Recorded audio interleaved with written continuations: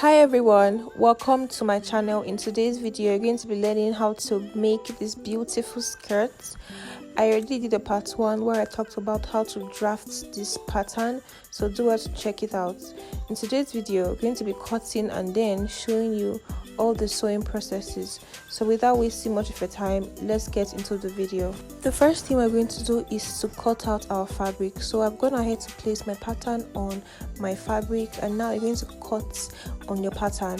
Take note that I left half-inch allowance at the top of the fabric, as that will serve as the seam allowance for the waistline. So I went ahead to cut the fabric for the back pattern. If you are wondering why the zipper allowance section is not straight, then that means you need to go and watch the part 1 where I gave a detailed tutorial on how I achieved the bust contouring, which will give you a very nice fit. The next step is to cut on the lining. So the only twist here is that we're going to cut the lining 2 inches shorter than the actual skirt is. If you watched the part 1, you will know that we added 2 inches for turn-up allowance. This is where the allowance comes to play. So basically, we're going to fold in that 2 inches and then cut as usual on the lining. So after cutting, you should have something that looks like this, where the lining and the fabric are 2 inches different. So I went ahead to cut the same way on the back pattern. Just make sure that the lining is 2 inches shorter than the main fabric. The next step is to cut the waistband. I already explained how to do this and how to get the exact measurement that you need to cut. So do well to check the part 1 if you've not checked it yet. This is the last thing we have to do before we head over to the sewing process. So basically, now we have to transfer the dart onto the fabric. Normally you'd have to use pins to transfer it, but I opted for the easier method, which is basically just transferring it with a chalk onto my fabric. I went ahead to measure the length of my dart and just transfer it. I also transferred the darts onto my lining as well, so go ahead to do just the same.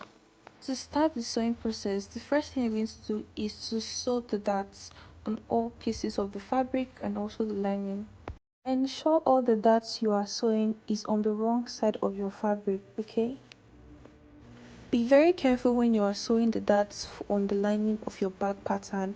It can be a bit tricky, but just make sure that the right side of your fabric is facing the right side of your lining. Then you will then sew the dart for the lining on the wrong side of the lining that is not facing the fabric. As simple as that. Next thing you're going to do is you're going to grab the front pattern and you're going to place the front of your pattern and the back of your pattern with right sides facing each other. I went ahead to pin the sides. Remember when we drafted the pattern in part 1, we left 1 inch for ease. So we're going to be sewing the sides of this pattern or this fabric with 1 inch. So this is me using a tailoring chalk to mark out the 1 inch so I can have a visible line to sew on. You are going to do the same thing on the lining. Grab the front pattern and the back pattern, place them right sides facing each other, pin the sides together and sew with your ease, which is 1 inch. But on one side of your lining side seam, when you are sewing with that 1 inch, you are going to leave a distance of about 5 to 7 inches where you do not sew at all. This is because we're trying to achieve the inseam kind of finishing, okay? A little reminder that you should always iron as you sew, but that is not the same in my case because we've not had lights in this place for months now. The LED lights I'm currently using, I had to take the battery to the school where I currently teach at to charge them. So my dear, endure with me. The next step is to place the already joined lining and the fabric with the right sides facing each other. Now we're going to sew the bottom, which is the hem of the lining and the fabric together. So this is what it should look like once you're done. Don't forget to iron as you sew, okay?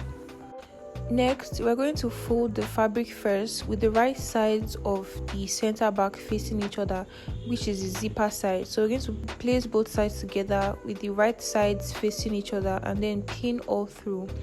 Now we're going to mark the 1 inch that is meant for the zipper allowance all around the butt contour down to the hem. And I also measured where I want my zipper to start from. So I went ahead to mark 9.5 inches.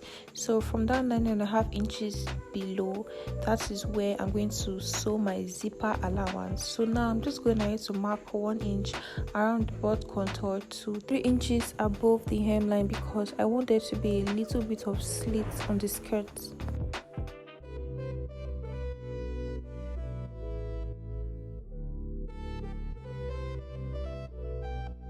So now that I've gone ahead to sew my zipper allowance, the next thing to do is to attach the zipper, which I'm just showing you here how I placed my zipper, and then I went ahead to sew my zipper on the skirt. Now I've attached my zipper. These next few points that I'm about to share are very vital, and they could make or mar your skirt. So as you already know, we are trying to achieve inseam finishing, meaning that there will be no visible allowance or ease after we finish the skirt. So now at the bottom, you're going to take note of lining A and B, which is the lining that are attached to the different zipper allowance. So you're basically going to get the front of your lining and then place it over the front of that one part of your zipper allowance where it aligns. Okay, this might be a bit tricky, but just follow my instructions. Then you're going to sew around to give you that neat finishing when you turn it over. So after sewing on that part of the zipper allowance, I went ahead to turn it inside out, and this is what it looks like. You can see how very neat it looks. So this is what you're trying to achieve. So I'm just using my scissors to push out that edge.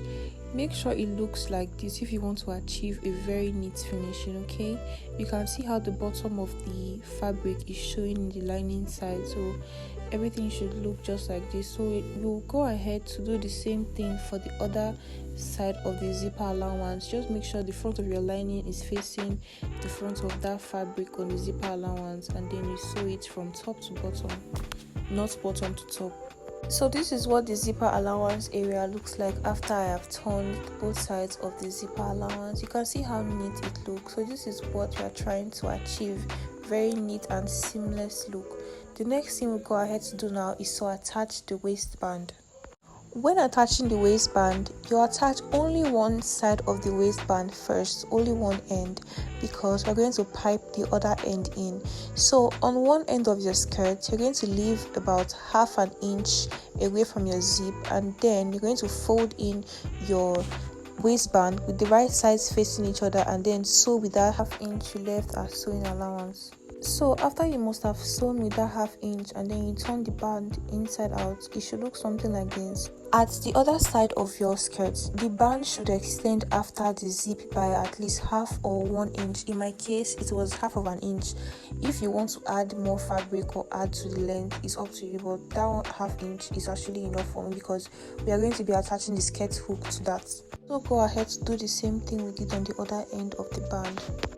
The next thing to do is to fold in the band at the waistline by 1/2 inch, just like you see me doing, and we're going to do this all around the waistline. Make sure to pin as you fold.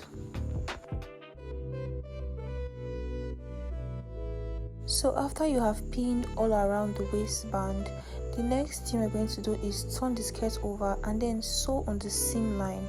The seam line that attaches the waistband to the skirt, you're going to sew from that line, and then you should have something that looks like this. You can see how neat and well sewn this skirt is looking. So that is how your skirt should look when you've sewn it. Okay, so now to finish off the skirt, we're going to attach skirt hook to the waistband, and then remember that opening we left in the lining when we were sewing. Right, now we're going to open the skirt up and then go back to that lining, fold it together like this and sew on it. This way, whenever you want to make any amendments on the skirt, you can easily just loose that part and make any amendments. So this is what the inside of the skirt looks like once everything has been done. You can see how neat it looks. So I urge you to try out this tutorial. Make sure you follow every step of the way, and I promise you, you would have achieved a very neat and beautiful skirt. If you watched to the very end, thank you so much. I hope this video was impactful. Please leave a like, and if you have any questions, drop them in the comment section below. Don't forget to subscribe to my channel because I have more tutorials coming your way, and they're going to be even nicer. I will see you in my next video. Bye.